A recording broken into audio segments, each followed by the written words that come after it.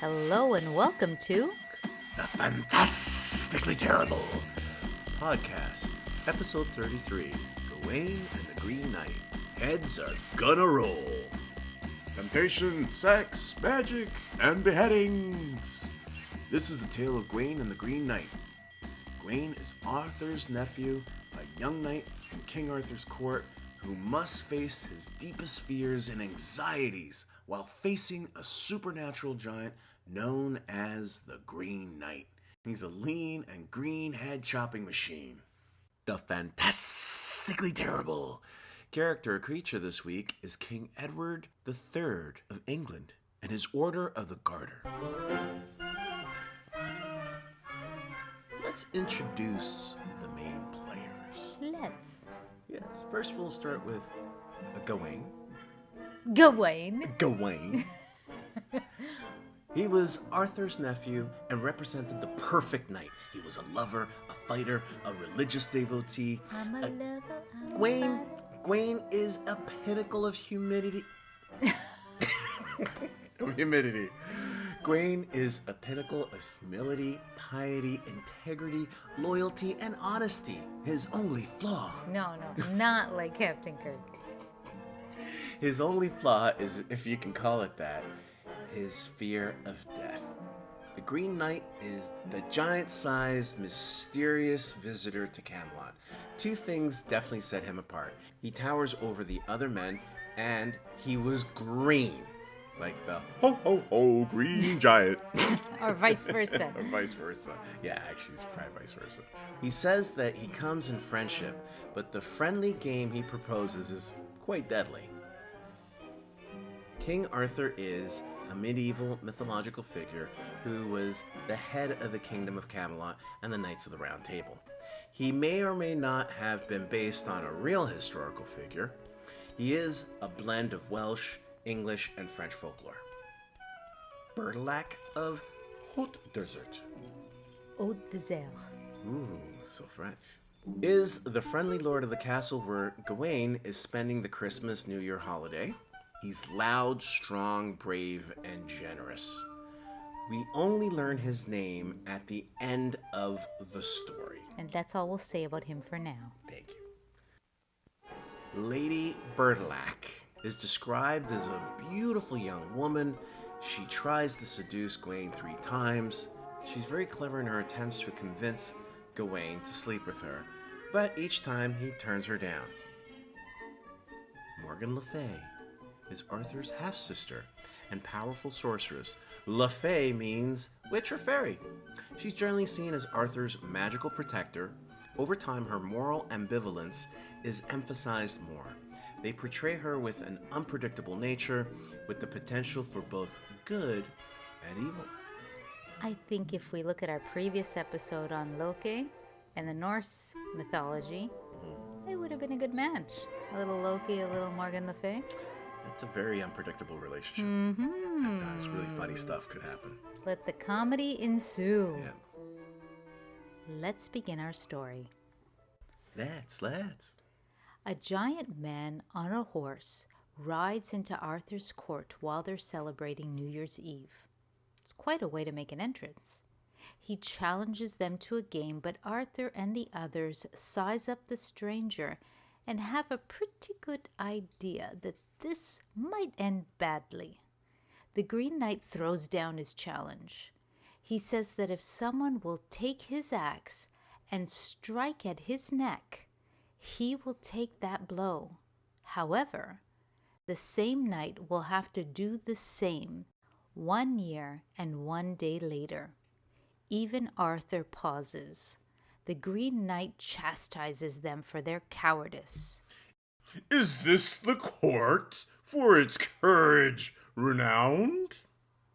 His insistence on playing games and his slow reaction to the Green Knight's challenge illustrate just how young King Arthur is.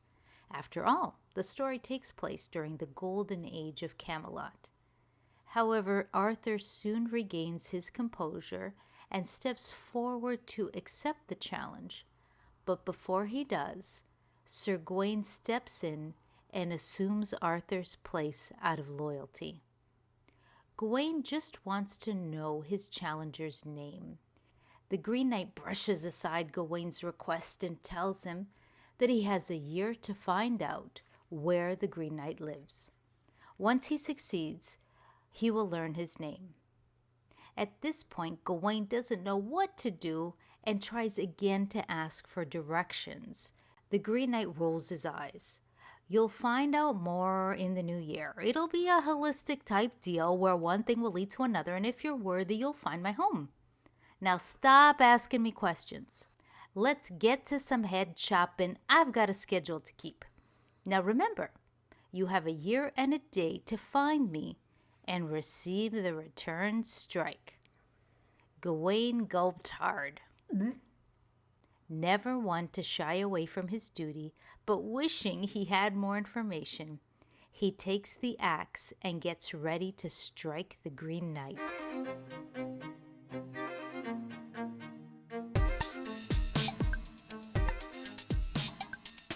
The Green Knight smiles and says, "Let me make it easier for you. I'll just move my leafy hair aside so you can get a better view of my neck. Like I said, I've got a tight schedule today." Gawain nods, holds the axe tightly, plants his feet, raises the axe, and strikes. The Green Knight's head is cut clean off of his neck and thuds to the floor.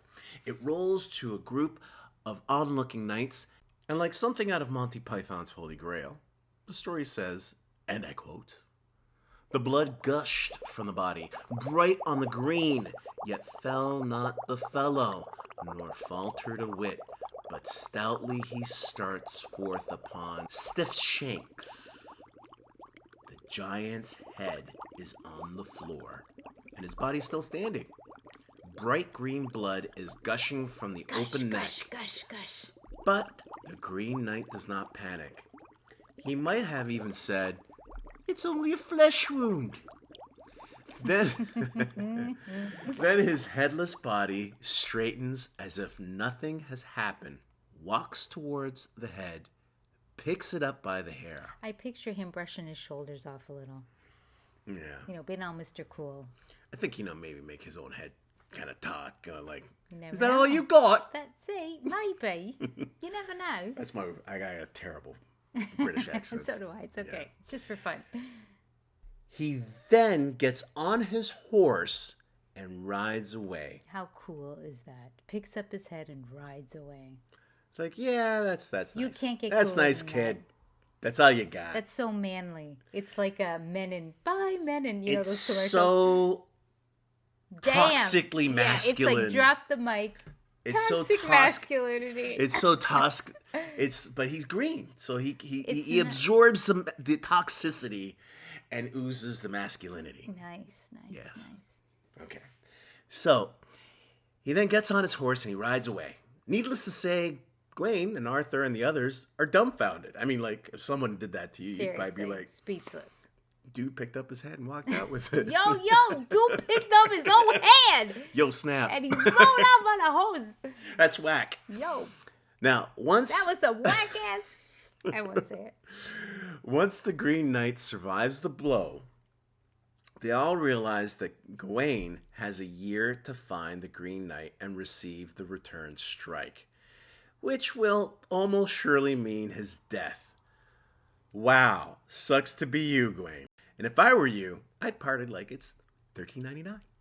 I wish we had the rights to play that song right now by Prince. No, we can't. No, we can't. No. But that wasn't Gawain's style. That's right. Even though he was tricked into the agreement, since the Green Knight never mentioned he could magically lose his head and survive. You'd think that was a loophole. Yeah, well, I have to say that if someone says, "Lop my head off," and he's a giant green man, that chances are he's magical. But that might be because we lived in New York for so long. Yeah. That we don't trust anyone. They needed some New Yorkers at the round table. World, I don't know. That guy. That guy. He's green. He's big. He's telling you there's something to that guy. That's right. Something's going on with that guy. I don't know why this is turning into The Sopranos all of a sudden. That guy. Forget about it. Forget about it. Gawain refused to back out of their deal. He made a promise and he would see it to the end. What a man. After 10 months had passed, Gawain set out through the wilderness in search of the Green Chapel. Ho, ho, ho, Green Chapel.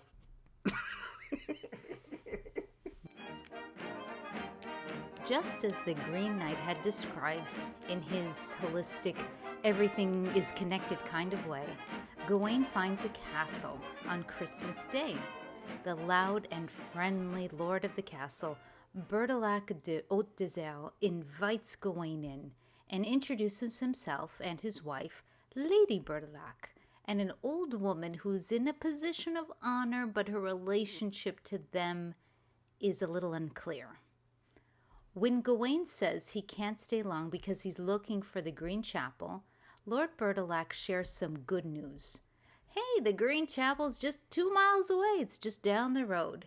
The young knight can kick back and relax for a few days. It seems even Gawain, the pinnacle of honor and piety, still likes to party. He's very European. They all really like to party. He's very European. Perhaps. You got to have your downtime. So the next day, as you would expect in a tale like this, things get a little bit strange. Lord Bertilak is about to go hunting, but asks if Gawain would like to have a bit of fun. Gawain agrees because why not get into another unknown bet with a stranger while on his way to lose his head from the last bet he agreed to from an unknown stranger? Yeah. Bertilak's challenge is a quid pro quo. He'll go out hunting and give Gawain whatever he catches, but Gawain must do the same and give whatever he gains at the castle to Bertilak. One might ask, in a modern context, what can he possibly gain while being a guest in someone else's house? But that wouldn't be very chivalrous. We have to stay in the context of the story. Yes. Once Lord Bertilak leaves, ba-boom, bum, ba-bum, his young and beautiful wife tries to seduce him. Or maybe I should say, bong chicka bong bong. Right. Yeah, that. But Gawain holds firm and tries his best to politely decline her request. You know, he let down Captain Kirk. Ooh, yeah, Kirk would have handled things differently. He'd have his cake and eat it too. You know. But he wasn't chivalrous. No, he wasn't. No, he wasn't. In the end, she gets Gawain to agree to give her one kiss. So when Bertilak returns home, he shows off the deer that he caught and gives it to Gawain and asked if he had anything to share. The young knight gives him a kiss, but says nothing else. When Bertilak asks about his gains and how he got them, Gawain says, hey, that wasn't part of our deal. Mm-hmm. That night, they ate and drank and had a good time. The next day, the same thing happens. Lady Bertilak tries to seduce Gawain again, but he resists and keeps his honor intact. Now, what's interesting is that today, honor would be seen as something that is only for women. Mm-hmm. So it's interesting that here it's the knight that has to keep his honor intact. You're correct. They did a little role reversal here and have her pursue him, right? Which is unusual in these tales. Right. You know, and the whole honor intact is usually that's like seen more as a woman has to keep her honor intact. Mm-hmm. She only relents when he agrees to 2 kisses. When Lord Bertilak returns home, he presents a wild boar. In exchange, Gawain gives him 2 kisses, but says nothing more. On the 3rd day, after her husband leaves, Lady Bertilak is at it again. Bow chicka bow bow. Yeah, she's trouble. Although she's even harder to resist, and he is on the verge of giving in. He's about to go Captain Kirk, if you know what I mean. He is. It's going to be the Green Martian.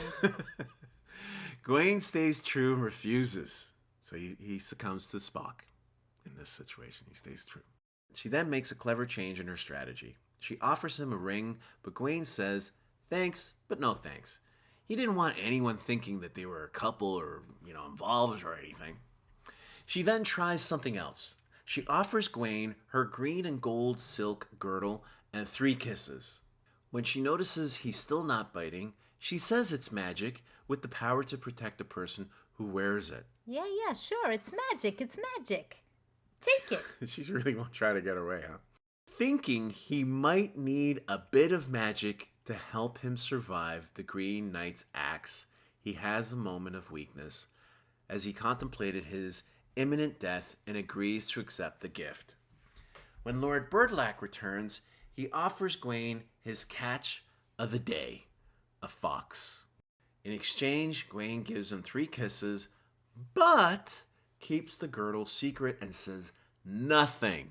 It may be a coincidence that Bertilak's last offering is a cunning fox. I don't think it's too much of a coincidence in these stories. The day finally arrived when Gawain had to meet his fate. Wearing the girdle of protection, Gawain heads to the Green Chapel to face his adversary. Gawain refuses to run away from his oath. So, it shows a human side. Yeah. As perfect as he is, he's still a little bit afraid of dying. Well, I imagine all of us would sort of imagine of like trying to find a way out of a situation. Yes, That's just natural. So he fought the urge to leave. Right. But still was a little bit afraid, which is normal. It's normal. Gawain suddenly freezes. He hears the ominous sound of a blade pressing against a grindstone. As the blade is sharpened, he turns to see a giant figure of what he has feared most. The Green Giant. No. The Green Giant. No. The Green Giant. No. The Green Giant. The Green Knights. Holy smokes! Can you say that again? The Green Knights. The huge monster of a man smiles and welcomes Gawain. He holds his axe up to his eye, plucks out a leafy hair from his head, slices it in 2. There! Now it's ready. Gawain, I have to hand it to you. I'm impressed that you honored our agreement and showed up. Let's not waste any more time. It's time for some heads to roll. Then he laughed loudly, slapped his leg. Oh, man, I'm too funny. Gawain was petrified. It took all of his willpower to force his legs to move. He walked towards the chopping block, laid his head upon it, and exposed his neck just as the Green Knight had done a year before. The Green Knight raised his axe, but at the last moment, Gawain flinched, and the blade stopped short of its target. The Green Knight's expression turned angry and impatient. Are you kidding me right now? You're going to come all this way, lay your head on the block, and then flinch like a coward? You don't deserve to be a knight at Arthur's court. Do you think this is all fun and games? Life is always on the verge of death. If you can't accept your own death for a greater cause, then you have no business dressing up like a fighter. As I suspected at Camelot, you all like to pretend to be chivalrous, pure-hearted, but it's not true. Let's try again to see if you can redeem yourself. The Green Knight lifted his axe a second time, let it down with all his force, and then stopped just short of Gawain's neck. Then he let out a loud belly laugh and said something like, Oh man, you should have seen your face. That was priceless. This enrages Gawain. What's wrong with you? Let's get this over with. Don't play games with me. I'm ready this time. The Green Knight lifted the axe for a 3rd time. Gawain closed his eyes and prayed. The jolly executioner was so precise with his weapon that he brought down the axe and then stopped the blade after it cut a thin layer of skin on Gawain's neck. Gawain opened his eyes in disbelief. His body relaxed for the first time in a year. The Green Knight stands up, swings his axe casually over his shoulder, and laughs. Ha ha ha ha! It's over. You've done well. Gawain is gobsmacked. He can't believe he's still alive. The Green Knight says something like, I believe I owe you an explanation. I'd like to introduce myself. I'm Lord Bertilak. Gawain's eyes grow wide with shock. Your 3 days at my castle were meant to tempt you. The 2 feigned axe strokes represent the first 2 days of our hunting exchange game. You faithfully gave me everything you won the first 2 days. However, on that 3rd day, you decided to keep the green girdle a secret. For that misdemeanor, I left a small cut on your neck. Wait just a minute, Gawain says.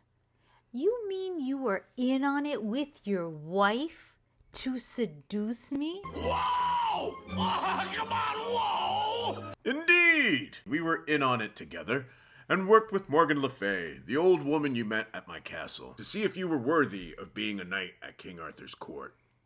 Geesh, that's kind of, ick. The Green Knight, Lord Bertilak, interrupts before Gawain's head explodes. Fear not, dear Gawain. My wife is both beautiful and faithful. If you actually tried to sleep with her, I would have killed you. To which Gawain just rubbed the cut on the back of his neck. But let's not worry about that. I'm convinced that you are the most honorable man alive. Your only sin was your inability to fully surrender your life. But we're human, and that's understandable. But Gawain judges his sin from the standard of perfection, from which even the smallest flaw is intolerable. He cursed his cowardice and fear. He looks at the girdle and vows to wear it as a baldric. A baldric is a belt worn diagonally over the shoulder. The Green Knight is more forgiving. He invites Gawain to celebrate with a feast. The young knight is truly remorseful and wants to win back the Green Knight's respect. The knight says the 14th century version of, forget about it. When Gawain returns to the court, Arthur and the others received him back with open arms. Out of love for him, they wear the green baldricks that look just like Gawain's to share in his guilt and to remind them of their own weaknesses. They seem to understand that people are, by nature, imperfect.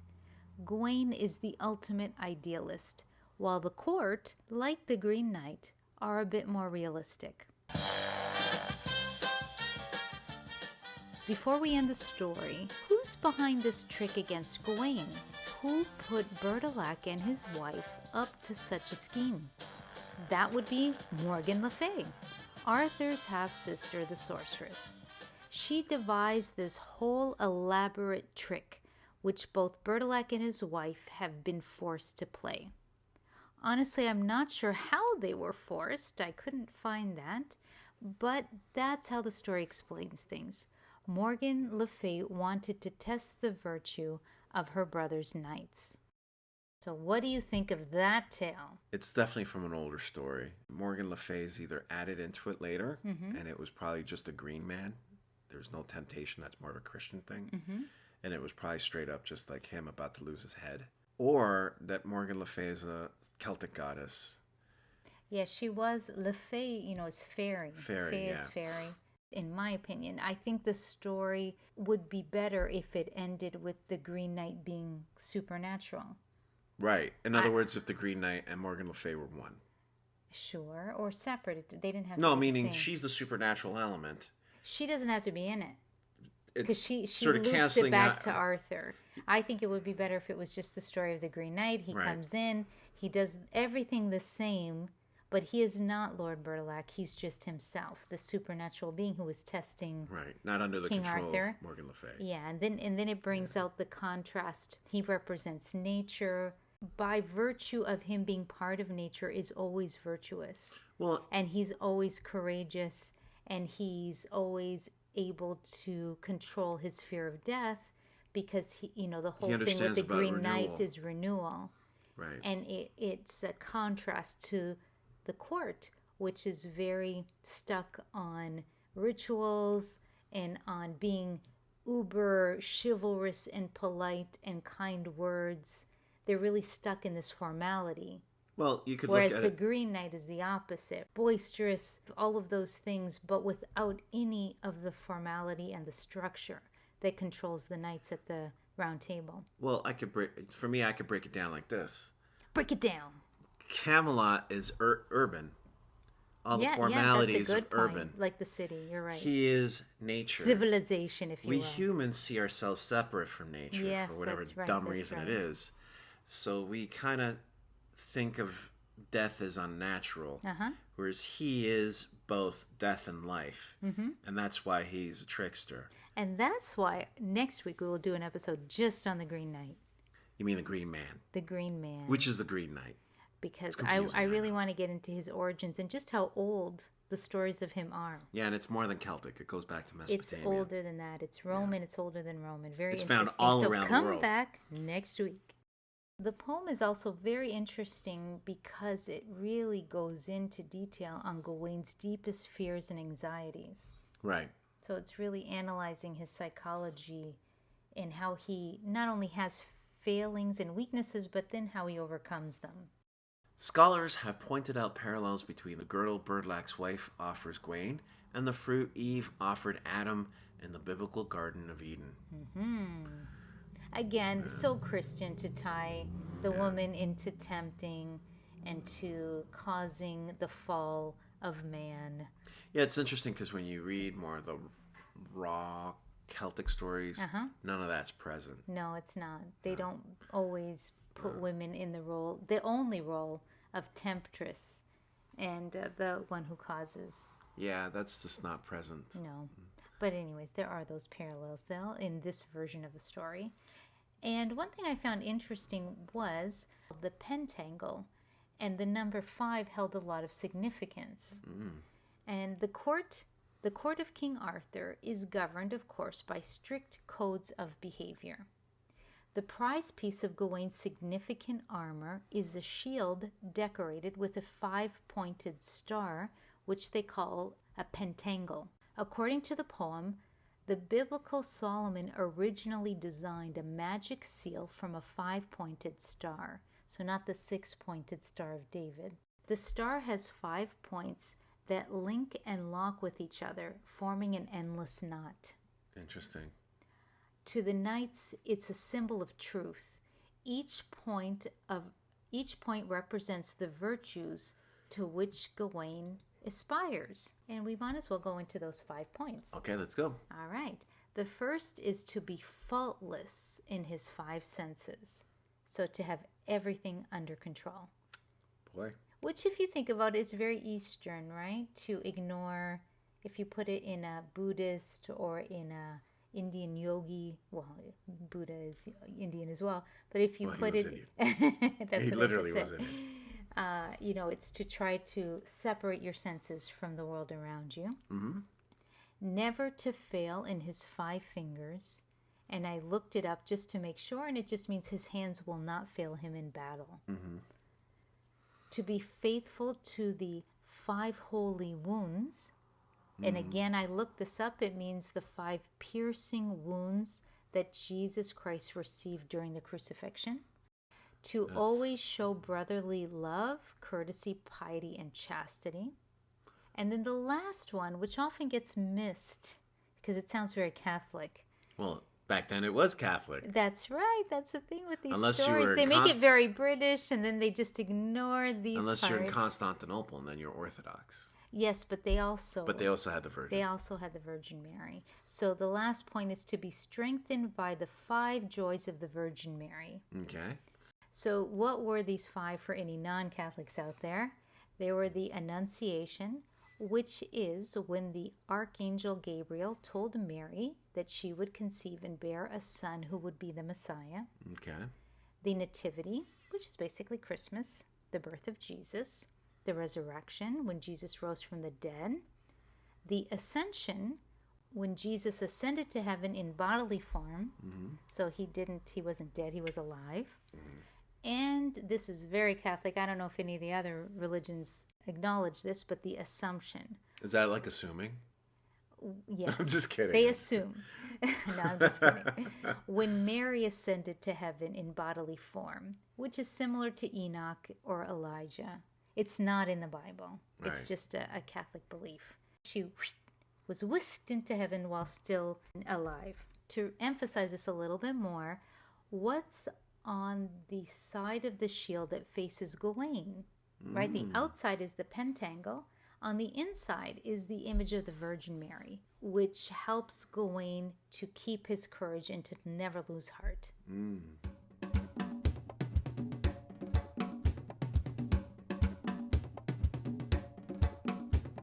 The Fantastically Terrible Character or creature this week is King Edward III. So I found something that I think you will enjoy. So I want to see your reaction to this. Okay. I'm going to call this Life is Stranger Than Fiction.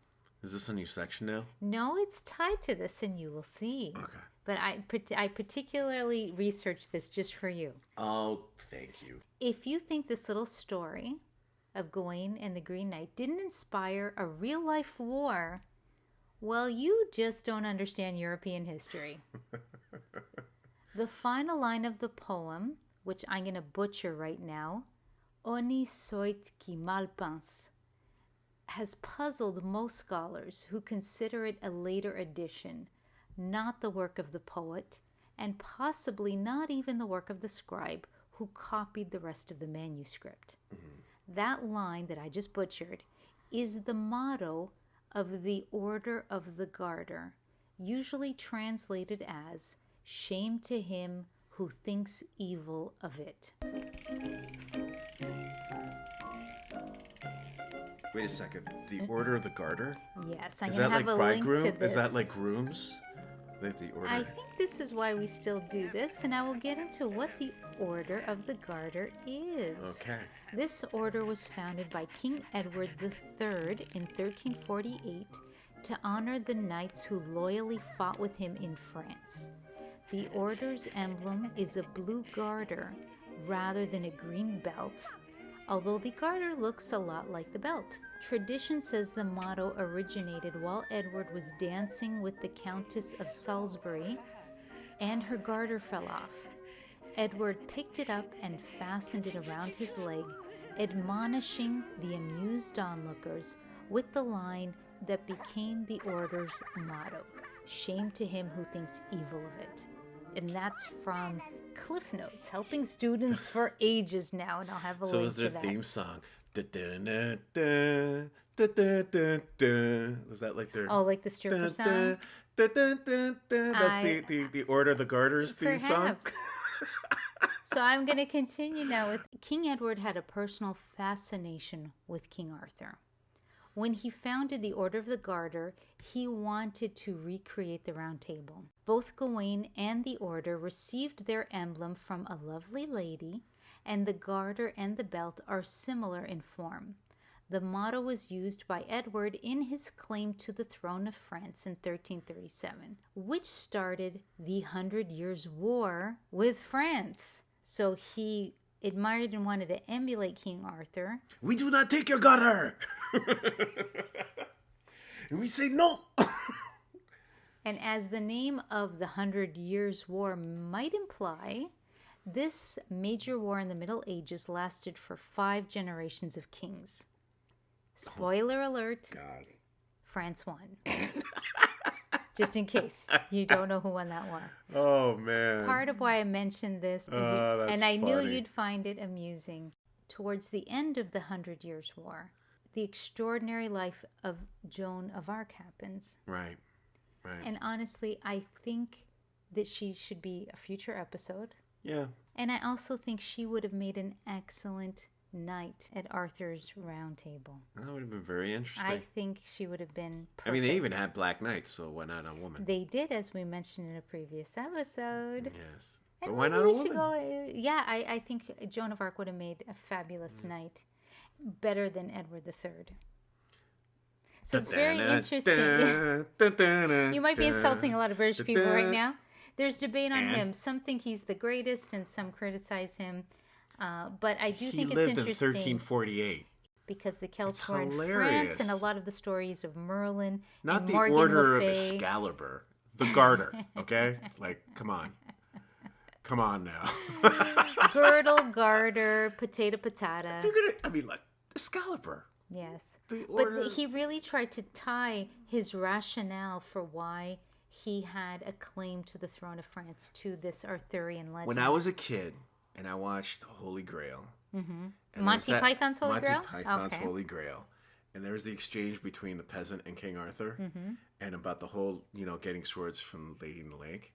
I thought it was funny, but when I got older and I realized how much of these stories actually affected problems like this, like even today, I thought it was hilarious. If you look up Queen Elizabeth and you go back, they think their lineage ties to King Arthur. It's funny. That's how they have their claim to the throne through King Arthur, who was a mythical figure, perhaps tied to someone real or not, but it is. It's very interesting. It's very cosplay. That's why I say it's a life is stranger than fiction type story. Yeah, it's great. You like that? I love it. All right. I love it. And I hope I didn't insult anybody. I just like having fun. If anyone gets insulted by us teasing King Edward III, they need to get a checkup from the neck up. Well, you know what? I'll be honest with you. My ancestor was part of the crew that killed Charles I, so that could be part of what motivates me to just laugh at you kings. Don't like the kings? The king's not going to happen. All right.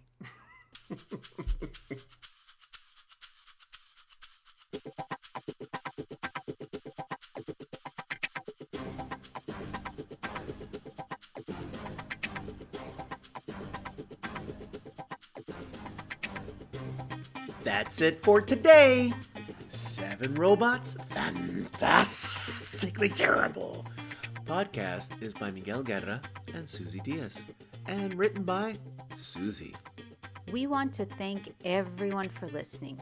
If you enjoy our show, we're so happy. If you haven't subscribed or followed us yet, please do. It really helps us out with our statistics. And honestly, we don't know you're listening unless you let us know. So please like this episode or even leave a comment and say hello. We'd love to hear from you. For more information on this episode, including links to everything we reference, please visit our website at www.7robots.com/podcast. Remember to check out Ghost Metal, our free comic on Webtoon and now on Tapas. Read each week as we serve you bite-sized sci-fi and horror stories on a macabre menu of detestable delights. A new episode is up every Friday for your abhorrent amusement. Thanks for listening, and we'll see you next time.